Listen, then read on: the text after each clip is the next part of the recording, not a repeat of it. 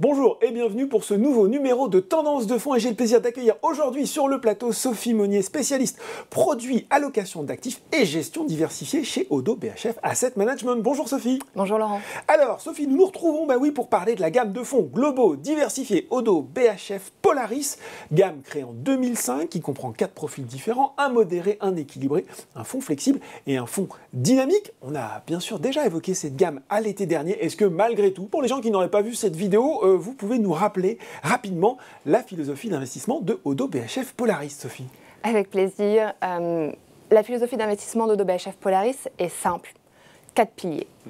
La qualité, l'ESG, le long terme, la diversification. La qualité, parce que c'est ce pilier qui va véritablement créer de l'alpha, cette valeur ajoutée des fonds à moyen long terme. L'ESG, à travers la prise en compte des critères extra-financiers et une politique d'engagement stricte. Le long terme, car nos gérants investissent sur leurs convictions avec une vision à moyen long terme, égale leur conviction en moyenne 4-5 ans en portefeuille. Et la diversification, vous l'avez évoqué, à travers des investissements globaux, donc une diversification géographique, des convictions européennes, mais aussi américaines et dans une certaine mesure émergentes, et une vraie diversification aussi sectorielle dans les fonds. Donc une philosophie simple, mais efficace. Simple mais efficace, c'est bien résumé. En outre, vous évoquiez d'ailleurs une collecte dynamique, malgré, on ne va pas y revenir, un contexte de marché compliqué. Est-ce que ça s'est confirmé sur la seconde partie de l'année? Et puis finalement, moi j'ai envie de savoir quel profil a le plus séduit les investisseurs? Oui, tout à fait. Alors la dynamique de collecte s'est confirmée puisque les 4 fonds de la gamme Oddo BHF Polaris ont enregistré une collecte nette positive en 2022 en dépit des marchés. En termes de dynamique, on a noté sur la deuxième partie de l'année, et notamment à partir du mois de septembre-octobre, un appétit un peu plus marqué pour les stratégies plus investies en actions. Donc notamment le fonds Polaris Flexible, qui a en moyenne 65% d'actions en portefeuille, et la solution la plus dynamique, Oddo BHF Polaris Dynamique. Et ce, finalement, dans une vision assez clairvoyante en fait, de nos clients et partenaires. Qu'ils ont bien vu le rebond des marchés. Absolument. Ouais. Bon, impeccable, impressionnant. On commence cette année avec un marché obligataire qui a repris des couleurs, un marché action optimiste, voire très optimiste. Je sais que vous n'aimez pas forcément parler de timing sur ces fonds qui cherchent finalement des sociétés qui surperforment sur le long terme, mais est-ce que tout de même, je pose cette question, les planètes ne sont pas alignées en ce moment pour les fonds diversifiés? Oui, alors c'est vrai qu'avec la hausse des taux, on revoit beaucoup d'appétit pour les fonds diversifiés globaux, avec maintenant une poche obligataire où vous avez enfin à nouveau du portage et une partie action qui est quand même toujours là pour booster un peu la performance. Et après des années avec des taux à 0%, voire négatifs, ce qui pouvait d'ailleurs paraître être une hérésie, le fait de retrouver aujourd'hui un rendement à portage autour de 4%, sans prendre pour autant beaucoup de risques de crédit, avec des belles signatures de type investment grade, donc qualité entre AAA et BB+, BB-. Donc des sociétés bien notées. Des sociétés bien notées, solides, avec une trajectoire de désendettement qui est claire et établie. Vous avez à nouveau un beau rendement et un bon portage sur... donc c'est le retour des fonds diversifiés, et notamment sur une échelle internationale, donc les fonds diversifiés globaux type Oddo BHF Polaris. Bon, je me souviens, la dernière fois, vous évoquiez le profil type d'une société intéressante pour intégrer la gamme de fonds, société peu endettée sur un marché à fort potentiel, avec des barrières à l'entrée, qui a une capacité à relever ses prix. J'imagine que c'est d'autant plus d'actualité à un moment où inflation et taux d'intérêt ont bien remonté. Oui, c'est vrai. Alors, parce qu'on évoquait la qualité comme pilier de la philosophie d'investissement, mais qu'est-ce que cela veut dire, la qualité? Donc, la qualité, c'est une entreprise avec un rayonnement international qui va disposer d'avantages compétitifs forts. Ça peut être une marque, mais pas seulement, ça peut être aussi une technologie, une base de clientèle qui permet à une société, finalement, d'avoir des barrières à l'entrée élevées, de fixer ses prix, comme vous le disiez. Et ça permet aussi à ces entreprises d'avoir des marges élevées. Des bénéfices stables, des rendements sur capitaux propres aussi bien établis et à 2 chiffres. Et c'est vraiment ça qu'on va sélectionner et qu'on va regarder au sein de l'équipe Polaris. Et puis, vous l'avez dit aussi et surtout aujourd'hui, et c'est le cas depuis toujours dans la philosophie d'investissement de l'équipe Polaris, des sociétés avec un faible endettement.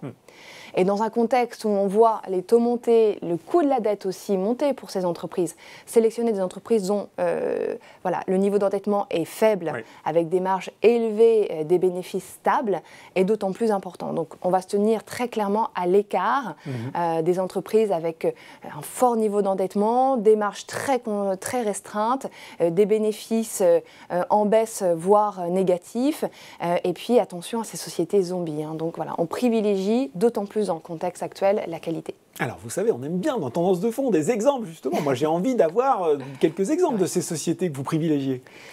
Alors, je pourrais vous parler d'une société comme LVMH que vous connaissez par cœur, mais peut-être permettez-moi de vous parler d'une société comme Wolters Kluwer, par exemple. Qui est on connaît peut-être moins. Voilà, une société mondiale d'édition de logiciels pour professionnels qui s'adresse à des cliniciens, des avocats, des juristes, des directeurs financiers, dont la fonction évolue aussi beaucoup, et donc qui doivent aussi, eux, se digitaliser, aussi faire face à ce nouveau contexte de marché. Avec des spécificités de métier très affirmées et très marquées. Absolument.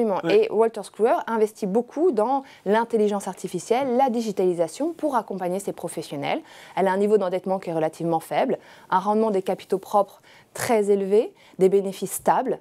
Elle répond en tout point à nos critères d'investissement. Et puis, c'est une société qui est orientée sur également l'investissement durable.